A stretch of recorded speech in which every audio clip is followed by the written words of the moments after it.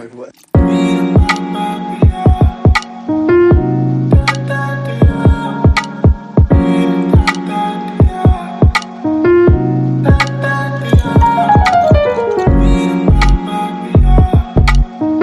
Welcome back to my new vlog. ಎಲ್ಲರೂ ಹೇಗಿದ್ದೀರಾ? ಎಲ್ಲರೂ ಚೆನ್ನಾಗಿದ್ದೀರಾ ಅಂತ ಅನ್ಕೋತೀನಿ. ಸೊ ಇನ್ನೇನು ಹಬ್ಬಗಳು ಬರ್ತಾ ಇದೆ, ವರಮಹಾಲಕ್ಷ್ಮಿ ಹಬ್ಬ, ಗೌರಿ ಗಣೇಶ ಹಬ್ಬ ಈ ಥರ. ಸೊ ಶ್ರಾವಣ ಮಾಸ ಅಂದರೆ ನನಗೆ ತುಂಬಾ ಇಷ್ಟ. ಬಿಕಾಸ್ ತುಂಬ ಫೆಸ್ಟಿವಲ್ಸ್ ಬರುತ್ತಲ್ಲ, ಅದರಲ್ಲೂ ವರಮಹಾಲಕ್ಷ್ಮಿ ಹಬ್ಬ, ಗಣೇಶ ಹಬ್ಬ ಅಂದರೆ ತುಂಬಾ ಇಷ್ಟ. ಆ್ಯಂಡ್ ನಾವು ಈ ಮನೆಗೆ ಬಂದು ಫ್ಯೂ ಮಂತ್ಸ್ ಆಯ್ತು ಅಷ್ಟೇ. ಬಟ್ ಆದ್ರೂ ನಮ್ಮಮ್ಮ ಏನಂದರೆ ಇಂಚಿಂಚೂ ಕ್ಲೀನ್ ಮಾಡಬೇಕು ಅಂತ ಅವ್ರು ಹೇಳ್ತಾರೆ. ಸೊ ಅದಕ್ಕೆ ನಾನು ಕ್ಲೀನ್ ಮಾಡ್ತಿದ್ದೀನಿ. ಅವ್ರು ಆ್ಯಕ್ಚುಲಿ ಮಾಡ್ತೀನಿ ಅಂತಾರೆ, ನಾನು ಬಿಡಲ್ಲ. ಯಾಕಂದರೆ ಅವ್ರಿಗೆ ಡಸ್ಟ್ ಅಲರ್ಜಿ ಆಗುತ್ತೆ, ಅಂದರೆ ಹಕ್ಷಿ ಆಗುತ್ತೆ. ಅದಕ್ಕೆ ನಾನು ಅವ್ರನ್ನ ಬಿಡಲ್ಲ. ಬಟ್ ಅವ್ರಿಗೇನು ಭಯ ಅಂದರೆ ಎಲ್ಲಿ ಗ್ಲಾಸ್ ಬೀಳಿಸ್ಬಿಡ್ತಾಳೋ. ಸ್ವಲ್ಪ ನಮ್ಮ ಮನೇಲಿ ಗ್ಲಾಸ್ ಐಟಮ್ಸ್ ಜಾಸ್ತಿ ಇದೆ.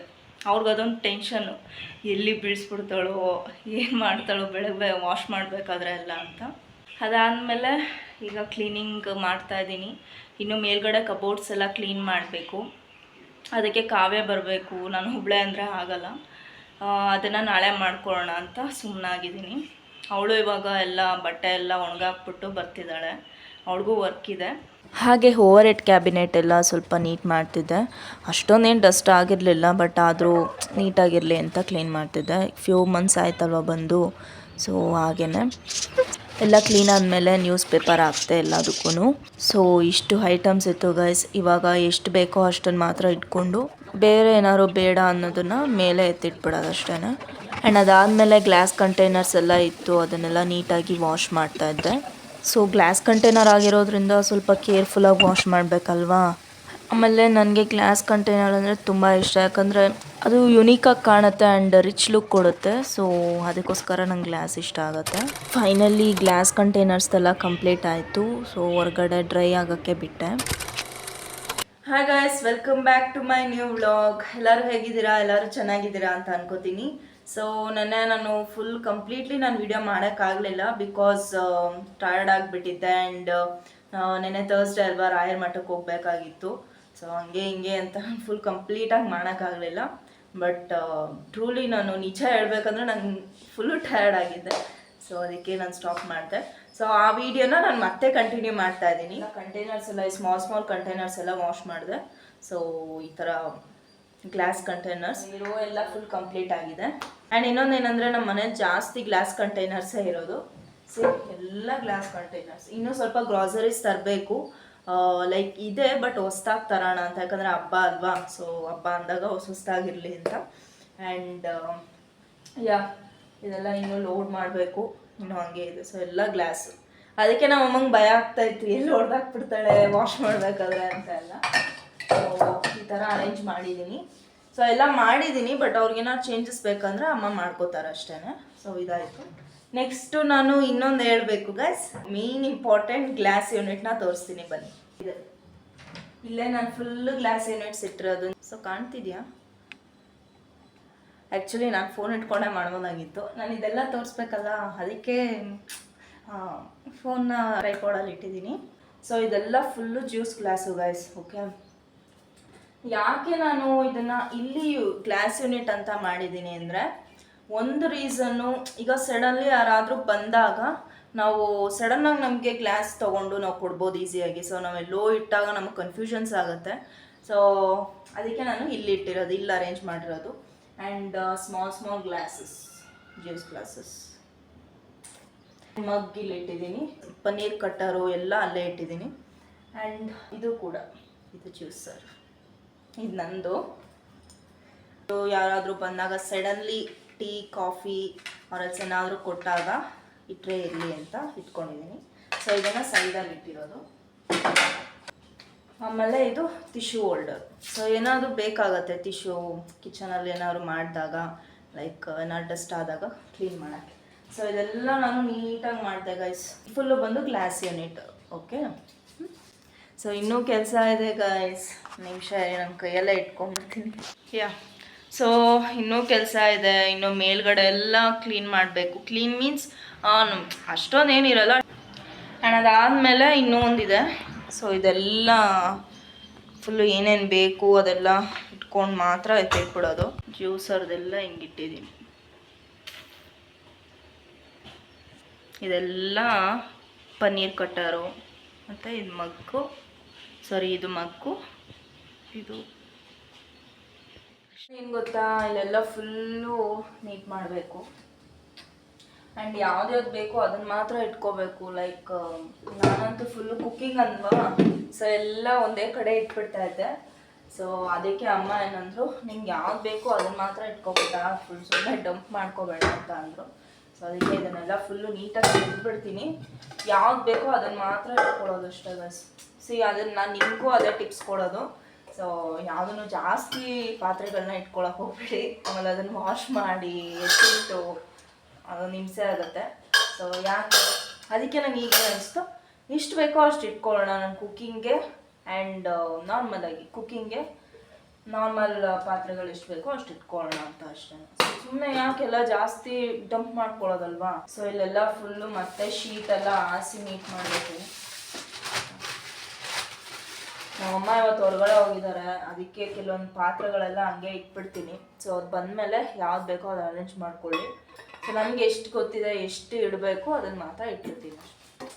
ಏನು ಕೆಲಸ ಬರ್ತಾನೆ ಇರುತ್ತೆ ಗಾಯ್ಸ್. ಫುಲ್ಲು ಕಂಪ್ಲೀಟ್ಲಿ ನಾವು ಆಗಿದೆ, ಫುಲ್ ಕಂಪ್ಲೀಟ್ ಆಗಿದೆ ಅಂತ ಅಂದ್ಕೊಳಕ್ಕೆ ಆಗಲ್ಲ ಗಾಯ್ಸ್. ಇದು ಪಿಂಗಾಣಿ, ಇದರಲ್ಲೆಲ್ಲ ಸಾಲ್ಟು ಮತ್ತು ಉಪ್ಪಿನಕಾಯಿ ಎಲ್ಲ ಇಡ್ಬೋದು. ಸೊ ನಾನು ಇದರಲ್ಲಿ ಸಾಲ್ಟ್ ಇಟ್ಟಿದ್ದೀನಿ. ಸೊ ಎಲ್ಲ ಆದಷ್ಟು ಸೆರಾಮಿಕ್ ಐಟಮ್ಸ್ ಥರ.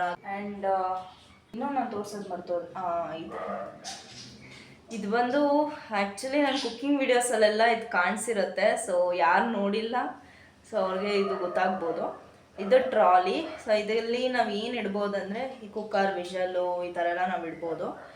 ಸೊ ಇದೆಲ್ಲ ನನಗೆಲ್ಲೂ ಸಿಗಲಿಲ್ಲ, ನನಗೆಲ್ಲೂ ಸಿಗಲ್ಲ ಈ ಥರ ಅಂದರೆ ಯುನೀಕ್ ಪ್ರಾಡಕ್ಟ್ಸ್. ಎಲ್ಲ ಅಮ್ಮಂಗೆ ಸಿಗೋದು. ಲೈಕ್ ಅವ್ರು ಹೆಂಗೆ ಅಂದರೆ ಒಂದೊಂದು ಹಿಂಚೂ ನೋಡ್ತಾರೆ. ಈಗ ಒಂದು ಶಾಪ್ಗೆ ಹೋದ್ರೂ ಇದಿದೆಯಾ, ನೆಕ್ಸ್ಟ್ ಯಾವುದು ಚಿಕ್ಕದಿದ್ರೂ ಅದನ್ನು ನೋಡ್ತಾರೆ ಇದೇನು ಅಂತ.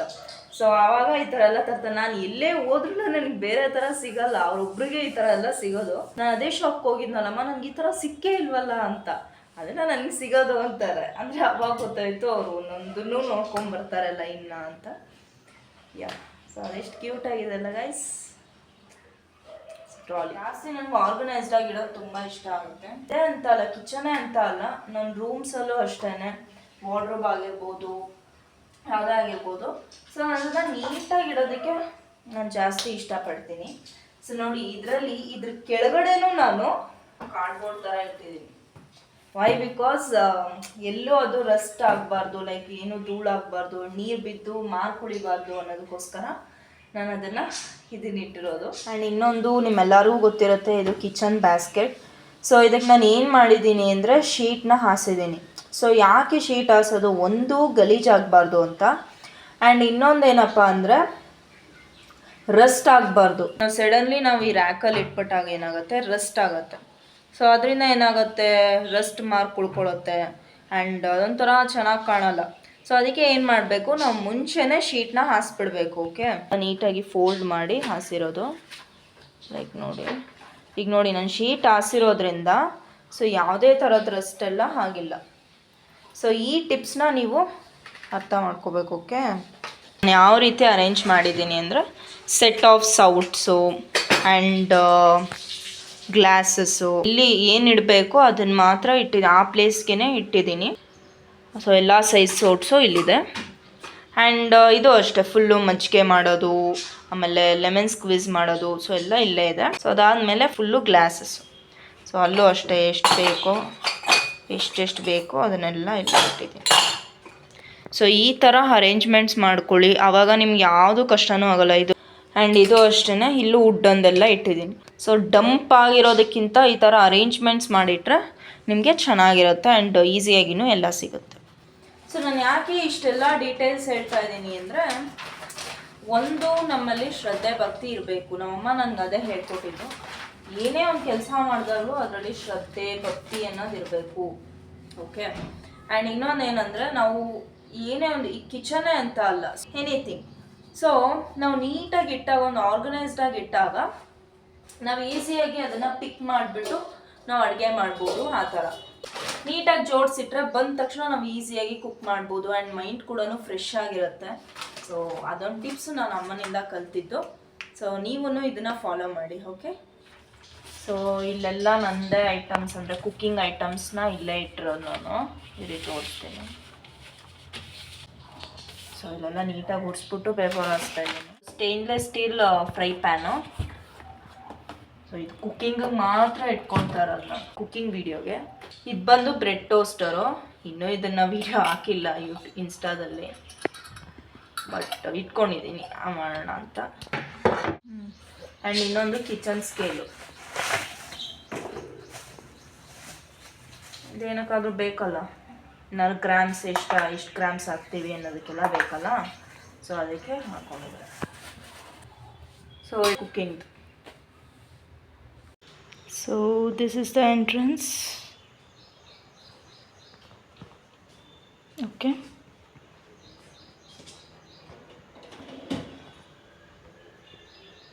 ಆ್ಯಂಡ್ ನೆಕ್ಸ್ಟ್ ಪ್ಲೇಟ್ಸ್ದು. And next comes this. So ಏನೇನು ಇಟ್ಟಿದ್ದೀನಿ ಅಂದರೆ ಇಲ್ಲಿ ನಮ್ಗೆ ಈಸಿಯಾಗಿ ಸಿಗಬೇಕಲ್ವಾ. ಸೊ ಮಿಕ್ಸಿ ಜಾರ್ಗಳಿಲ್ಲಿದೆ. ಆ್ಯಂಡ್ ಎಗ್ ಬಾಯ್ಲರ್ದು. ಇದೇನು ಅಂದರೆ ಫುಲ್ಲು ದೊಡ್ಡ ದೊಡ್ಡ ಪಾತ್ರೆಗಳು, ಲೈಕ್ ಇಡ್ಲಿ ಪಾತ್ರೆ, ಬಿರಿಯಾನಿ ಪಾತ್ರೆ ಆ ಥರ. ಫಸ್ಟ್ ರೋದು ಟಿಫನ್ ಬಾಕ್ಸು ಮತ್ತು ಹಾಟ್ ಬಾಕ್ಸ್ ಆ ಥರ. Final look.